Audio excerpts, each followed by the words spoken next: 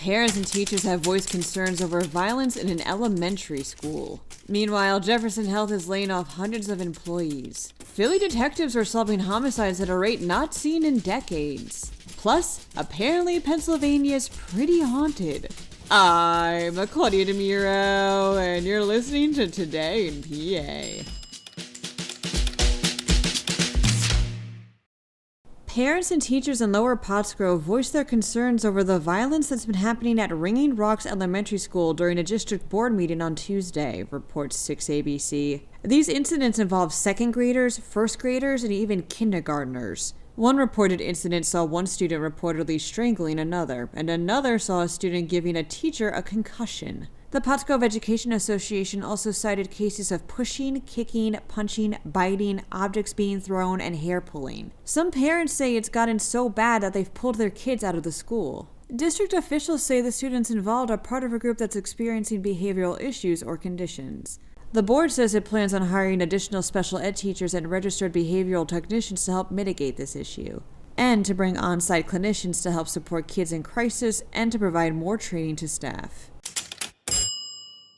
Jefferson Health announced this week that it's laying off hundreds of employees, reports 6ABC. The health system, which is one of Philadelphia's biggest, said via statement it'll reduce 1% of its workforce, meaning between 600 and 700 people will be let go. The reason, according to Jefferson Health, is major financial issues. Said the network via statement, quote, "To sustain our mission and continue serving our communities, we must take thoughtful, strategic actions to align our operations for the future."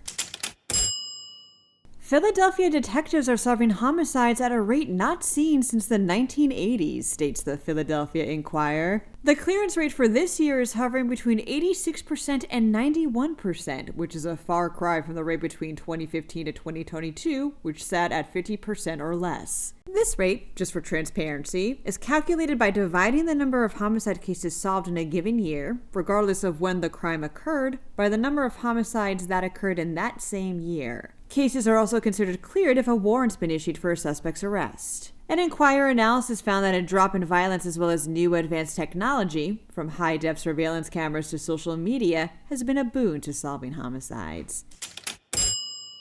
So how haunted is Pennsylvania? Asks PennLive. Very, if this study by Move Buddha is anything to go by. After assessing each of the 50 on things like number of cemeteries per capita and the density of abandoned locations, Move Buddha ranked Pennsylvania as the 4th most haunted state in America. Pennsylvania apparently has 649 haunted places total and 17.9 ghost sightings per 100,000 people.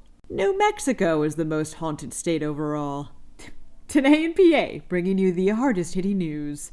Happy Friday, you guys. To stay up to date over the weekend, drop by PennLive.com. Also, please don't forget to rate this podcast and to leave it a comment on Spotify if that's what you use. Thanks in advance, and as always, thanks for sticking with us. I'm Claudia Dimuro, and I'll see you next week for some hot off the presses Today in PA.